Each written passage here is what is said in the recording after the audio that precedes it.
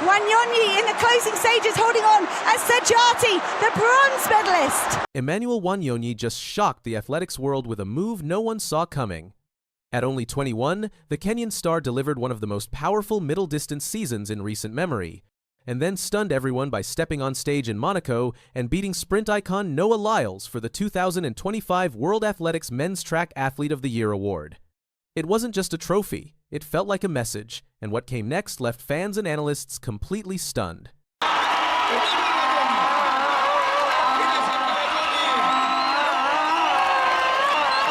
Wanyonyi's rise to the summit of global athletics has been nothing short of extraordinary.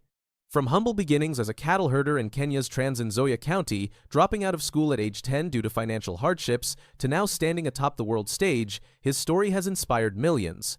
Discovered by a teacher who encouraged his return to school and later nurtured by former world champion Janeth Jepkosgei and coach Claudio Berardelli, Wanyonyi's trajectory has been marked by resilience, precision, and unrelenting ambition. The 2025 season proved to be his masterpiece. Wanyonyi stormed to gold at the 2024 Paris Olympics with a blistering time of 1:41.19 and followed it with a sensational performance at the 2025 World Championships in Tokyo, where he clocked 1:41.86 to win his first world title and set a new championship record. This triumph not only redeemed his silver medal finish at the 2023 Budapest Championships, but established him as the undisputed king of the 800 meters. Over the course of the season, Wanyonyi produced 4 of the 6 fastest 800 meters times in the world. His crowning jewel came in July at the Monaco Diamond League, where he ran a world-leading 1:41.44, just 0.53 seconds shy of David Rudisha's iconic world record of 1:40.91. Wanyonyi's consistency across the Diamond League circuit was equally breathtaking, securing emphatic victories in Oslo, Stockholm, London, Zurich, and Monaco. Wanyonyi's dominance extended beyond the 800 meters. In April, he won the 1,500 meters at the Grand Slam track Kingston meeting, defeating Olympic medalists Cole Hawker, Josh Kerr, and Yared Nuguse with a time of 3:35.18. He also set the 3rd fastest road mile ever, clocking 3:52.45 inches Herzog-Generach. His versatility and tactical intelligence have set him apart from his competitors, allowing him to excel across events and surfaces. The awards ceremony in Monaco was a glittering affair that celebrated the best of global athletics. Wanyonyi stood tall among legends as he received his award from Botswana's Letsil Tebogo, last year's recipient. Speaking on the occasion, World Athletics President Sebastian Coe praised the athletes. If there's a motto for this year's awards, it is for the athletes, by the athletes, and the recipients tonight will aptly receive their prizes from some of our most storied awards winners down the years. Wanyonyi's victory is particularly significant given the competition. Noah Lyles, the reigning Olympic 100 meters champion and one of track and field's most marketable stars, had another stellar season but was edged out by Wanyonyi's unprecedented consistency and world-leading performances. While Lyles dominated in the sprints, it was Wanyonyi's tactical brilliance, range, and endurance that ultimately swayed the decision. Though Wanyonyi did not use provocative words himself, his victory sent a strong message to the track world. Middle-distance runners are not just keeping pace, they are setting the pace. Wanyonyi's consistent dominance throughout 2025 gave the athletics world a new narrative. The era of 2-lap supremacy is back, and it wears a Kenyan face. At 21, Wanyonyi has already etched his name alongside Kenyan greats. By winning the Male Track Athlete of the Year award, he became only the 3rd Kenyan to do so, following in the footsteps of Olympic legend David Rudisha and marathon icon Eliud Kipchoge. For a nation famed for distance running, Wanyonyi's return to the top in the 800 meters revives the legacy left by Rudisha and reignites pride in Kenya's middle-distance tradition. Wanyonyi's Tokyo win was more than just another gold. His time of 1:41.86 was not only a championship record, but also a tactical masterclass. Facing a strong field, including defending world champion Marco Arop and Olympic silver medalist Jamel Sajati, Wanyonyi controlled the race from the front, showcasing his impeccable pacing and closing speed. With this win, he erased any doubts left over from his 2023 silver finish and claimed his rightful place at the top. His dominance in the Diamond League was relentless. In Oslo, he opened with a stunning victory. He followed it up in Stockholm with a world-leading 1:41. 95, before hitting his stride in Monaco. His performances in London and Zurich further emphasized his unshakable form, and his final Diamond League title in Zurich cemented his place as the best 800 meters runner in the world. Wanyonyi's success is not just about times and titles, it is about transformation. From a teenage prodigy who won the World U20 Championships in 2021, setting a championship record of 1:43.76, to a global superstar who now rivals Rudisha's greatest achievements, his journey has redefined perseverance. Kenya's pride in Wanyonyi was echoed in Monaco as the nation celebrated a triple success. Alongside Wanyonyi, Sebastian Sawe was named Men's Out-of-Stadium Athlete of the Year after wins at the London and Berlin marathons, with the latter in a world-leading 2 hours, 2 minutes, and 16 seconds. Meanwhile, 7-year-old Edmund Serim was crowned Men's Rising Star after a bronze finish in the 3,000 meters steeplechase at the World Championships. This trifecta of accolades signals a golden age for Kenyan athletics, and Wanyonyi is its vanguard. His win over Noah Lyles at the awards ceremony wasn't just a personal victory, it was a symbolic reclamation of Kenyan dominance in world athletics. The media attention following the award was immense. Sports pundits, especially from sprint-heavy regions, were quick to analyze how a middle-distance runner had bested one of the sport's most dominant sprinters. But the numbers don't lie. Wanyonyi had produced faster, more consistent, and historically significant performances across multiple events and surfaces throughout the year. What sets Wanyonyi apart is his vision. He doesn't just want to win, he wants to transcend. After his award win, he said little, but the statistics and titles spoke volumes. With youth still on his side, Wanyonyi now sets his sights on Rudisha's long-standing world record. He has already tied Wilson Kipketer's 1:41.11, achieved in Lausanne in 2024, and is inching ever closer to breaking the seemingly untouchable 1:40.91. With each performance, Wanyonyi continues to push the limits of what's possible in the 800 meters. His capacity to dominate on both the tactical and speed fronts has reinvigorated interest in the event globally. Fans, especially in Kenya, now see in him a hero who not only honors the past but boldly shapes the future. The story of Emmanuel Wanyonyi is still unfolding, but one thing is clear. In 2025, he didn't just defeat the world's best, he redefined them. The global spotlight may have once favored sprinters like Lyles, but Wanyonyi has wrested that attention, ushering in a new chapter where strategy, stamina, and heart steal the show. As track and field looks ahead to the next Olympic cycle and beyond, all eyes will be on the young man from Kapretwa. The cattle herder turned world champion has made his intentions clear. He's here not just to win, but to change the game. Melissa Jefferson-Wooden streaking ahead of this field here. I mentioned she's never done the 200 metres at a championships, but you cannot tell. She looks so good. Everyone else pushing to the line behind her.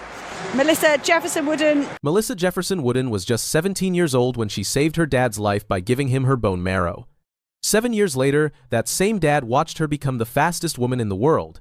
This is her incredible story. What she did in 2025 is something people will talk about for decades. Just 1 year ago at the Paris Olympics, Melissa won a bronze medal in the 100 meters. That's amazing, right? But she wanted more. She wanted gold. And in 2025, she didn't just get gold, she completely dominated the entire world. Let me take you through her journey, starting with where it all began back in her hometown. Melissa grew up in Georgetown, South Carolina. It's a small place, and she calls herself a village kid from a seaport. In 2018, when Melissa was just 17 years old, her dad Melvin got very sick. He had a rare blood condition and needed a bone marrow transplant to survive. Without thinking twice, Melissa stepped up and became his donor. She put her dreams of being a track star on hold to save her father's life. Her dad later said that transplant allowed him to be alive to watch everything she accomplished. That's the kind of person Melissa is. Family comes first, always. After that, Melissa went to Coastal Carolina University and started showing the world what she could do. In 2022, she won the NCAA Indoor 60-meter championship. Then she won her first national title in the 100 meters at the USA Championships. She made it to the World Championships that year and won her first gold medal as part of the 4x100 relay team. She was on her way up. In 2023, she won another relay gold at the World Championships. Then came 2024 and the Paris Olympics.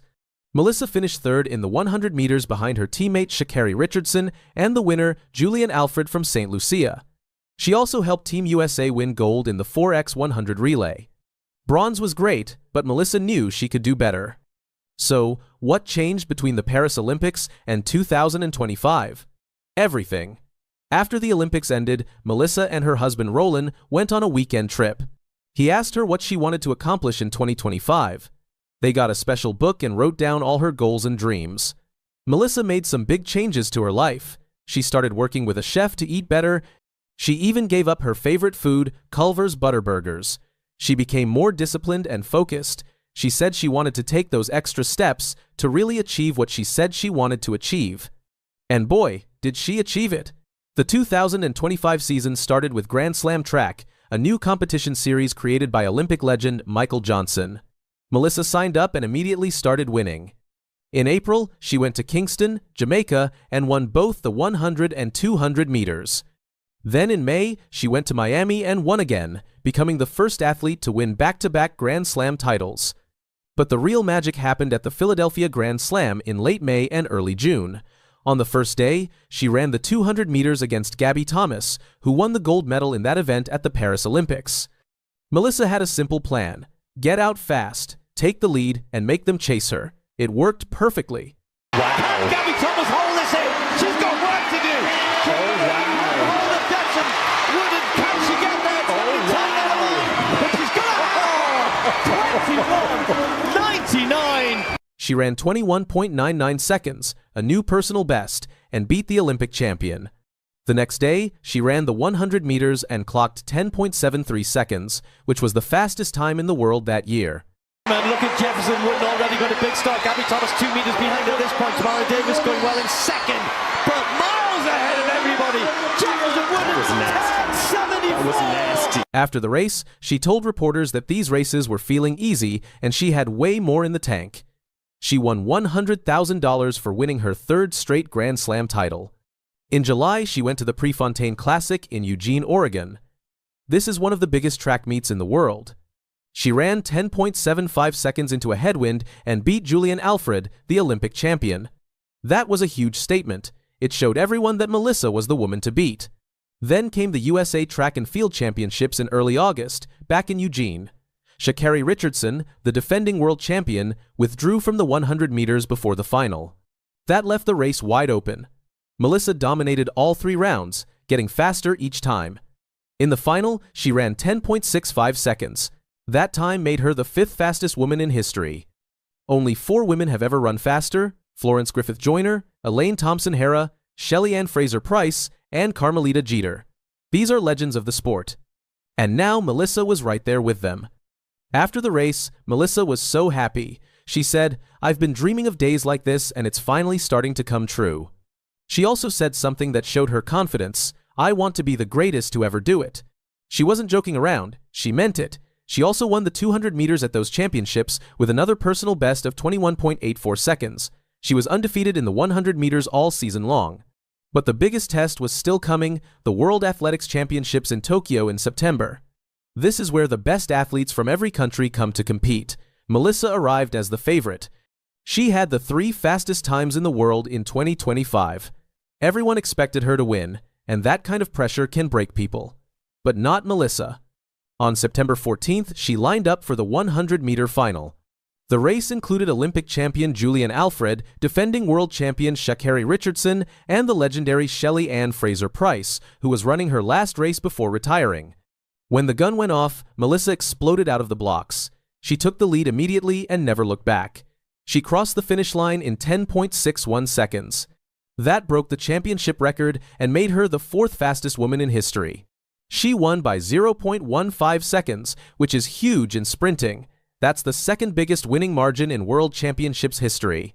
But Melissa wasn't done. She wanted to win both the 100 and 200 meters at the same World Championships. Only 3 women had ever done that before. The last one was Shelly Ann Fraser-Price way back in 2013. That's 12 years earlier. On September 18th, Melissa ran the 200-meter semifinals and easily qualified for the final with a time of 22 seconds. The final was on September 19th. The race had to be restarted because someone false started. On the second start, Melissa blasted out of the blocks and took the lead halfway through the race. She won in 21.68 seconds, the fastest time in the world that year. She won by almost half a second. The only person who ever won by more was Allyson Felix back in 2007. Amy Hunt from Great Britain got silver in a huge surprise. Shericka Jackson from Jamaica got bronze. Melissa became the first American woman to win the 200 meters at a World Championships since Allyson Felix in 2009. After the race, she said, "Being the first American to win the women's 200 meters at a World Championships since Allyson Felix means a lot. I looked up to her so much growing up." She also said, "Not a lot of women double anymore, so for me to come here, do the double and win gold medals just says a lot." Then Melissa did something even more special. She helped Team USA win gold in the 4x100 relay. That gave her 3 gold medals at one World Championships, the 100 meters, 200 meters, and 4x100 relay. This is called the sprint triple. Only one other woman has ever done this, Shelly Ann Fraser-Pryce in 2013. Melissa became the first American to ever achieve it. Let's put this in perspective. Melissa went the entire 2025 season undefeated in the 100 meters. She won 20 out of 22 races total. She set championship records. She became the 4th fastest woman ever. She won 3 gold medals at one World Championships, and through it all, her family was right there with her. Her parents traveled all the way to Tokyo to watch.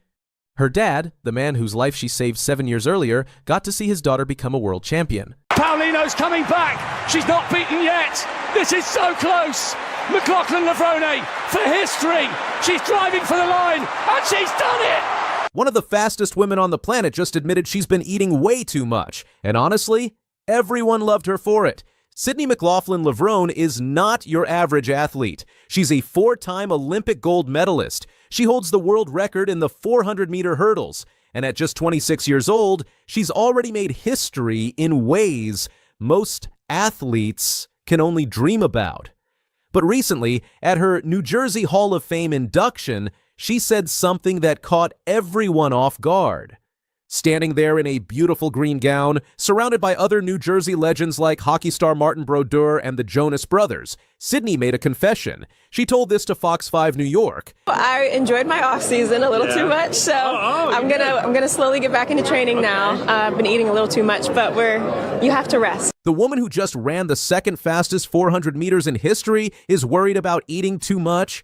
The anchor interviewing her had the perfect response. He simply said it was well-deserved. And he was absolutely right.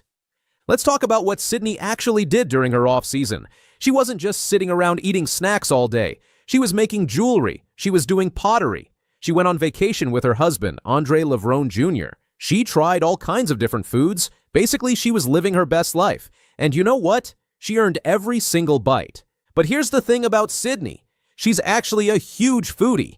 After her final race of the season at the Diamond League final in Brussels, she dominated both the 400-meter flat and the 200-meter invitational race. Her times were incredible, 49.11 seconds and 22.40 seconds. But you want to know what she was most excited about? The big plate of waffles and chocolates waiting for her after the race. She even said, "This is the best meat ever." That tells you everything you need to know about Sydney. She's real, she's relatable, and she understands something that a lot of people forget. Food is meant to be enjoyed. Now, don't get the wrong idea. Sydney is super disciplined about her diet. She talked about this on the Jinger and Jeremy podcast with her husband. Her regular meals are high protein, healthy carbs, lots of vegetables, and plenty of water. She eats healthy sweets sometimes. But here's where it gets interesting. Sydney said, "Any day can really be a cheat day, to be honest. It's just a matter of how much we eat." Her husband Andre actually helps her avoid going to extremes. He tells her not to cut out all the fun foods completely because that just leads to binging later. So instead, they do what Sydney calls little doses. It's all about balance, and honestly, that's probably one of the secrets to her success. Sydney's daily routine is intense. 90 minutes on the track, ice baths, saunas, a locked-in recovery routine. But she also believes you've got to live a little. Her off-season is all about enjoying life before she goes back to the track and destroys everyone in her lane. So what exactly did Sydney accomplish in 2025 that earned her this well-deserved break? Oh, just making history. No big deal. Sydney has always been known as a 400-meter hurdles specialist. That's the race where you run one lap around the track while jumping over 10 barriers. She's the best ever at it. She made the U.S. Olympic team when she was only 16 years old. She won gold medals at the Tokyo Olympics in 2021